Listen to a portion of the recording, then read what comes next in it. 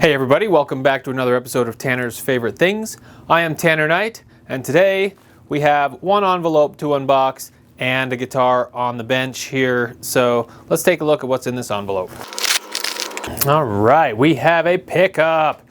So when I first got this Peavey Axcelerator guitar behind the pickup, I plugged it in and I wasn't crazy about that bridge pickup especially. So I said, I want to do an episode where I go ahead and buy a brand new bridge pickup. This is a humbucking single coil sized pickup. So I think this is gonna work. I don't know for sure. This is a Strat style guitar and pickguard. So I think that's what this is meant to fit with. So let's go ahead and take this thing apart. And well, first of all, let's see what this pickup looks like outside of its case. So what is this pickup? First of all, it's a Seymour Duncan Little 59 for Strat. So Little 59 meaning 1959, kind of a benchmark year for guitars in general, not only Fender, but Gibson as well as Gretsch and others. But here we go. We got this pickup with a PCB on the back and two slugs in a slim format that should fit this Strat style pickguard. The cables that we have coming out are just our we have five, looks like. Red, white, green, black, and bare, which I assume is the ground. So that's our pickup. Let's go ahead and tear into this guitar and see if we can swap this out relatively easily. We're just gonna get rid of these strings. These are old and will never be used again, so there you go. Strings have been tended to. Let's see what this bridge looks like. It looks like kind of a telly style. Let me flip this over and see if it goes through the body. It kind of does, but we have that back plate. So let's go ahead and take that back plate off first and start there. This back plate is the same perloid material, or moto, some people call it, mother of toilet seat. That's really an industry term, but we have this moto or perloid style pickguard and back plate, so it matches. I assume that's kind of how it came from the factory, but you never know. With these gold screws, they typically mean it's a nicer elevated model of guitar, so that would indicate to me that this perloid or moto style of back plate and pickguard are original. Okay, underneath we have access to our strings. We can just pull them out. All right, all of our strings are out. This trem unit has 5 springs. That's kind of unique. Usually they have 3 or 2 springs, not all 5 populated, but I guess that means that the previous owner, or maybe that's just how they came from the factory, they gave you the option to have all 5 and let you choose, but the previous owner didn't mind it. In fact, we don't even have the tremolo arm, so it's kind of moot. This is almost just like a blocked tremolo at this point with just all this tension here. Very reminiscent of a Strat. I don't think I have a magnet here, so I can't quite tell if this is steel, but I would imagine that it is based on the feel. It doesn't feel like pot metal or some crappy cast piece. It looks kind of nice. So there you go. We got our strings out. Now let's take this pickguard off and see what our pickup situation is like. Now, there's no kind of right or wrong way to do this other than doing it with a heavy hand. And I like to keep all of my screws separate. So I have all of my screws for the back plate over here. And in fact, I'm going to move those a little further over out of the camera shot, but just know that they're on their own. I'm going to put the pickup screws north of the guitar and keep them separate. So there's no wrong way to do this other than being heavy-handed, like I was going to say. So you just want to kind of treat these with care. Don't immediately assume that the screw is going to turn, because you might end up stripping the head of the screw. You kind of got to finesse it a little bit on these old guitars. This is from the 90s. I don't know exactly, because the Peavey date codes are kind of hard to discern. But hopefully we can get some information from the pots and maybe the pickups themselves. But we don't want to strip the screw at all. Just want it to come out nice and securely so that when it goes back in, it can just rest within the same threads that it's lived in its whole life. 2 more, here we go. This last one feels like it's actually been a little stripped, but I got it out okay. All right, moment of truth. Let's see what this pickguard has to offer. So with the Strat style of pickguards, it's all included. It's everything in one. You don't have anything attached to the body like you do with P90s or humbuckers on a Gibson. You have everything affixed to the pickguard with a big old swimming pool route, and this ground is keeping us connected to the actual guitar. So I want to take a look at what we have here, and I think, what's the best way to do this? I think this is the best way. Yeah, like that. That doesn't put too much additional tension on these wires.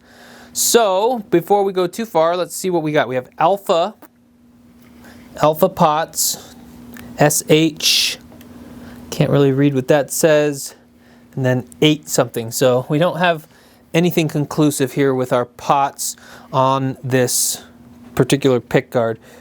But let's see about our single coils. They appear to be very unmarked. I don't see anything on those. There's a magnet here, single slug, and I guess the pole pieces come off of it just like a regular single coil. So the one that we're going to mess with is the bridge, which is this one. Here's the bridge. We flip it over, and that's the bridge. So let me just take a look at what our wiring situation is. It looks like this is our wire. It's just a black single wire that goes over to one of these points on the switch, which is a 5-way switch, and then it gets grounded off to this pot here. So I'm not exactly sure where the rest of our wires are, but we'll have to do a little research and figure out how to wire this up. But that's what we're looking at. We want this pickup to go in here. So let's go ahead and at least take it out of the pickguard and see if our pickup will fit in its place. So that's easily done just by releasing these screws here. These are also the height adjustment screws. So if you do want to drop that pickup down a little bit, you can do so by just, you know, turning this set of screws, and you can get some higher or lower depending on the angle that you have in the in how it's mounted. So we're just going to go ahead and wind these all the way out.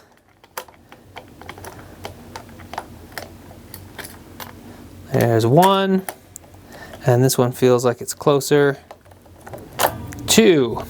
And just make note, if you are doing this on your own, they will have these springs, so you can count on collecting those springs and setting them aside as well, because those screws are now kind of free to just come out. So I'm also going to set those aside with the springs.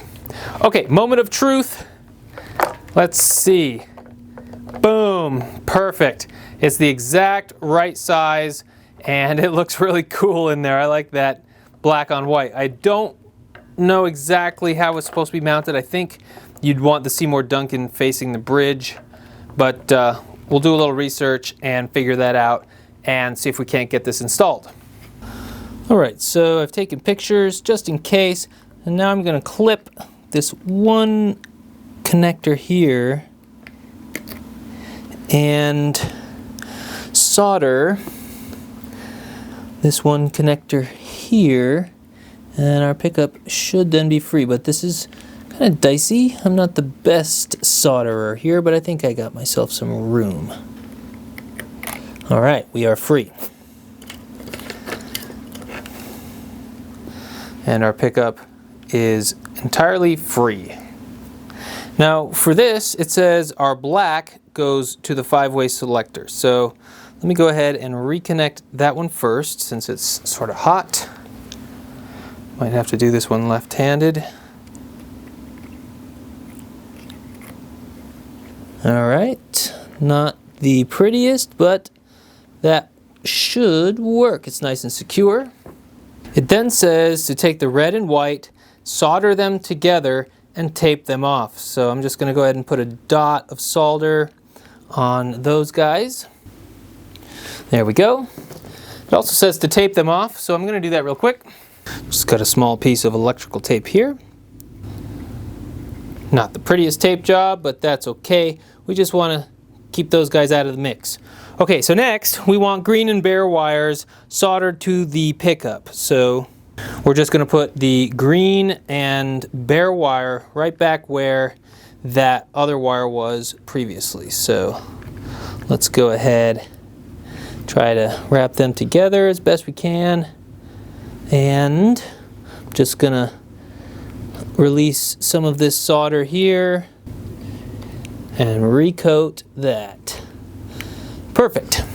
So the instructions are saying that it then goes in like so, and we'll need to refasten our screws, but they give us separate screws with this, and you can see they're machine screwed in there. So I'm going to use the actual screws, and those screws look like this. We actually have some spacers as well, so I'm going to apply those and we'll get those installed.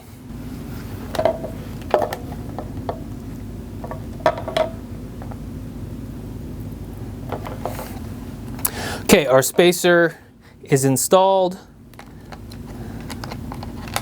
Our pickup goes in this slot and lines up with the screws, and it feels like it's grabbed those machine screw holes, and just like before, this is our height adjustment and our pickup fastening system. So I'm just going until I can feel those little rubber grommets catch. I'm not going to tighten it beyond that, but that puts us in a similar range as it was before.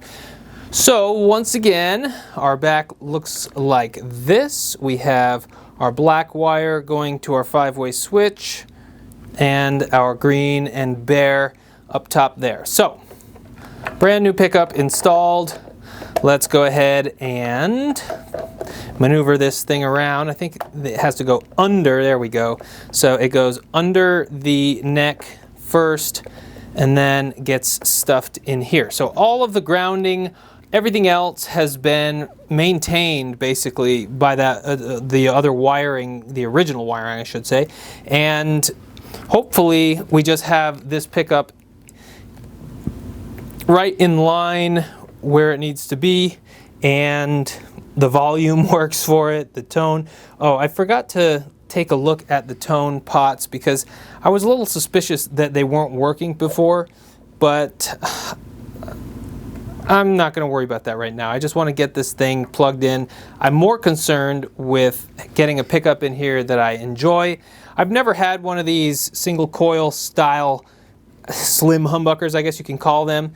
Again, this is the Seymour Duncan Little 59, and it's pretty cool. Looks good. Let's hope it sounds good. All right, these screws are going in nice and smooth, and again, you don't want to over torque them. Just want them to be tight. If they come out, you can always, tighten them up over the years and hopefully catch them before they get lost in the carpet, but in most cases they'll stay put with just a little bit of a snug, nothing too tight. Sorry, looks like some of those happened off frame, but that's what happens when you're running and gunning. Okay, one more. Where's she go? Right next to this neck pickup. Okay, pretty simple. We have the back plate to install as well. We'll do that off camera. So I'm going to do a couple other maintenance points. I'm going to adjust this neck ever so slightly, and I'm going to tighten up all of the tuners. Other than that, we're going to string it up and see how she sounds. That's what's most important here, but know that I'm going to do all of that off camera. So a few specs on this neck while we're stringing it back up. The first fret neck depth is 0.8, so really skinny. And it does not get very fat. It goes all the way up to 0.9 at the 12th fret, so it stays really, really skinny. We also have locking tuners, which are such a nice feature. So I'm just going to go ahead and do that right now. Lock her down. Oh yeah, lock it, baby. And we can get some tension on the string. All right, I'm gonna finish this up off camera. All right, it's a few days later, and I finally got this humbucker working 100%. There's a little bit of a tail in between, not a big story, but I did get this thing back together. I plugged it in off camera just to make sure that everything would work. It was great, sounded great, and unfortunately I had to go to dinner. So I had to interrupt the video, and when I came back to the guitar that same evening, it no longer worked. And I tore it apart, couldn't see what was going on, so I took it apart once again and eventually discovered that the two white and red wires that were supposed to be just tied together and soldered did not take with the solder that I applied. So I either didn't apply enough or it just didn't get to where it needed to be. So I slathered on a healthy layer of solder on that connection and really secured it with some electrical tape as well, and it should be good to go. And if we turn up our volume, you can tell that we have sound. I'll go ahead and apologize for any tuning instability that we have. These are brand new strings. I just went ahead and replaced them, and they have not been bedded in yet. And these tuners, I have noticed they're a little, especially this last E tuner, the lock is right at the end of its ability to grab. So it's a little unstable. So that last E tuner on that super thin, these are just 10s, these strings. They're nothing special like 8s. They're just regular old 10s, 10 to 46 I believe, and they, for the most part, are still staying in tune. I just had a little bit of slippage when I was tuning up that E string, but I cranked down on the lock and it should be okay. So otherwise, our sound is finally what I'm looking for out of this guitar. There's obviously a few different iterations of this guitar, and one of them is the F, as in Foxtrot. And that one doesn't have a slim humbucker, it just has a regular style humbucker from Peavey, but that's the one that really spoke to me, and I just didn't find one in that configuration. So I thought, let's give the SSS configuration a shot. It wasn't quite the sound I was after, so therefore, the next best option is another thing I wanted to try in an SSS guitar, is to put a humbucker in that position and see what it sounds like. So I've done a few things in the interim since we've last seen this guitar. I tilted the neck ever so slightly because it was just getting a little buzzy up here, so I tilted it back to, or untilted it rather, to get some of that tilt out of there. I also tried adjusting the truss rod, but I found that that actually put a little too much bow in there, so I backed that out, and we do not have any adjustment on the truss rod after that. Otherwise, yeah, we're ready to rock and roll. Let's hear this pickup. Again, a Seymour Duncan little 59 humbucker. It's a little because it just fits in that slim slot of a single coil. So here are some sounds in earnest. Let's go ahead and hear this humbucker. So here we go, full volume.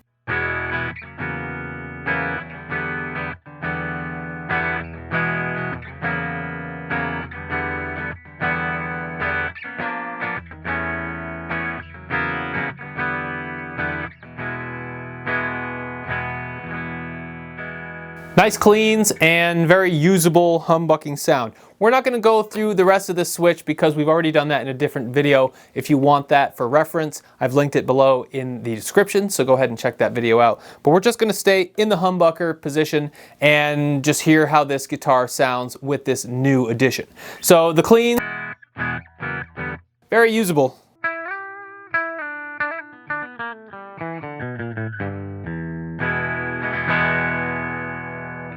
Very fine sounding. All right, so before we kick on any of the dirt pedals, we are playing through the same Rev G20 amplifier that we used last time for the unboxing video, and we're plugged into that same EVH cab with the two EVM 12-inch speakers. So those are some serious heft and a really great amplifier for this combination. Let's go ahead and hear what it sounds like in the dirty channel of the amplifier.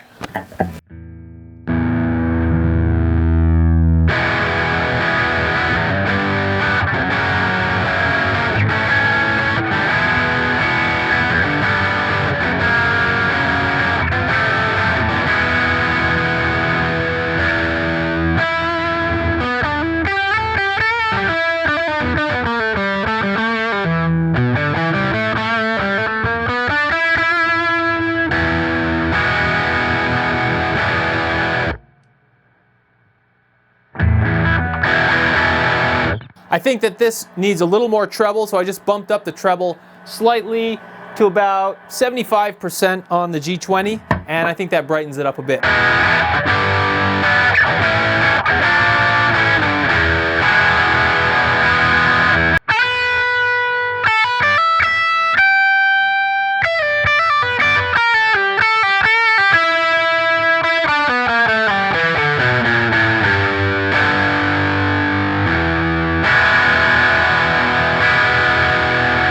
Very usable tones, and with this amount of gain, we're still in the same kind of range on the waveform of the DOS, so we shouldn't be peaking or anything like that. Let's go ahead and hear some pedals.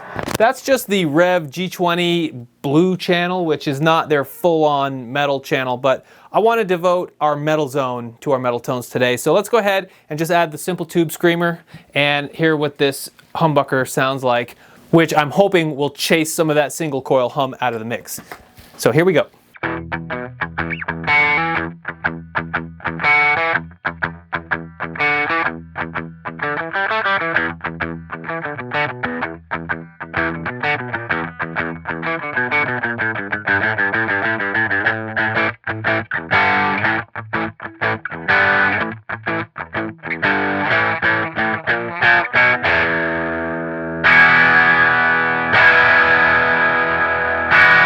So really good rhythm channel.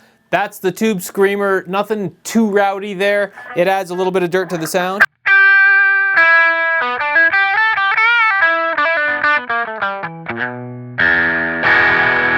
So a nice little rhythm channel there. Let's hear the Boss Super Overdrive 1. This is where we start to get into little crunchier territories where it's a little heavier. Maybe this is a good lead tone in a blues mix or something a little heavier, a little rockier. So here's the Super Overdrive SD1 by Boss.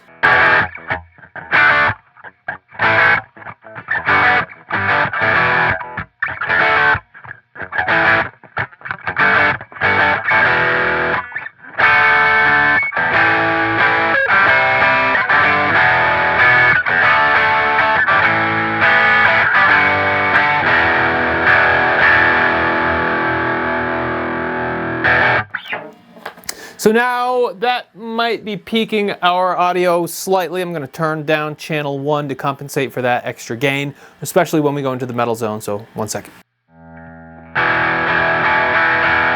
I think that's a little healthier audio levels. So there you go, Super Overdrive.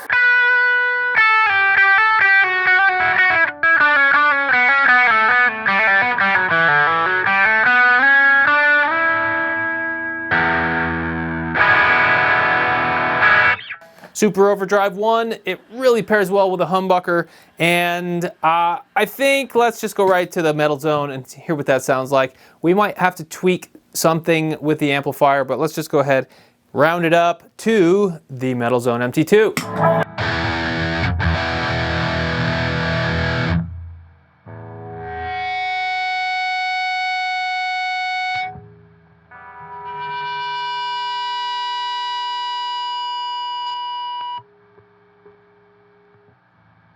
So it still has quite a bit of hum. I turned it down to about, I don't know, 30% on the volume, and that takes most of that hum out of there, but leaves a lot of the gnarliness. I bring it up to full volume. It doesn't add that much more volume, just a lot of the back end hiss. So I can chase that out just by dropping the volume. Right about there, and it's okay. I can add a noise gate to take all of that sound out. Let's just go ahead and do that. Then I can basically crank it up. Volume's up at 10, and all of that noise is gone. And all of the sound is on tap. So the noise gate has really helped eliminate some of the sound in this guitar. And I know it's kind of weird, the chronology of these videos. I got the noise gate after I got this guitar, and I don't even know if that video has been made public yet. I think it has. So I'll try to link that one as well. The noise gate, that helps out a ton. But what we really wanted to do is get that humbucker in the bridge position to make really nice sounds without squealing the hell out of the amplifier. And you can do that without the noise gate. You just need to wind that volume down.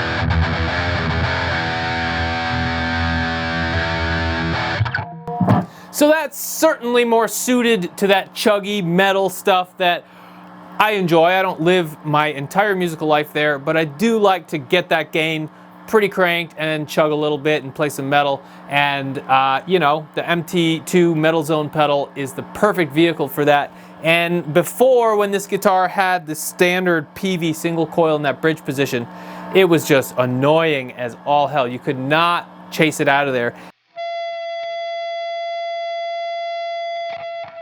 And now you can chase it out with the volume knob, or simply add a noise gate, and that really does the trick. So once again, here we are with the noise gate. Volume at 10, Metal Zone, G20, yeah!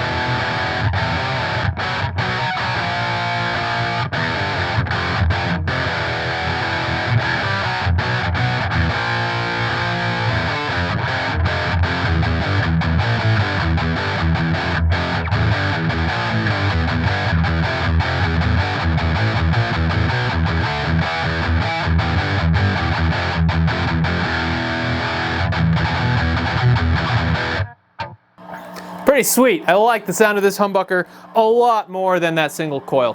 So there you go. That's all I wanted to do in this video. I wanted to take this thing apart and swap out that noisy bridge pickup and try a less noisy humbucker in the bridge. So that's what we did. Hopefully that gives you a good overview if you're looking to do the same modification to your Stratocaster or a guitar similar to this one, the Peavey, or any other SSS style guitar. It's very easy to do that because the pickguard makes it so you can just swap it out, wire it in with your soldering iron, and rock and roll. So not too big of a process. So let me know if you have any questions about this process, this guitar, this pickup, this amplifier, any of the pedals that you've heard today, and I will be glad to answer any of those questions. Please like and subscribe if you do enjoy this type of content. That always helps decide what content to make next and to bring to you fine folks. So I hope to see you on the next one. Thank you for watching.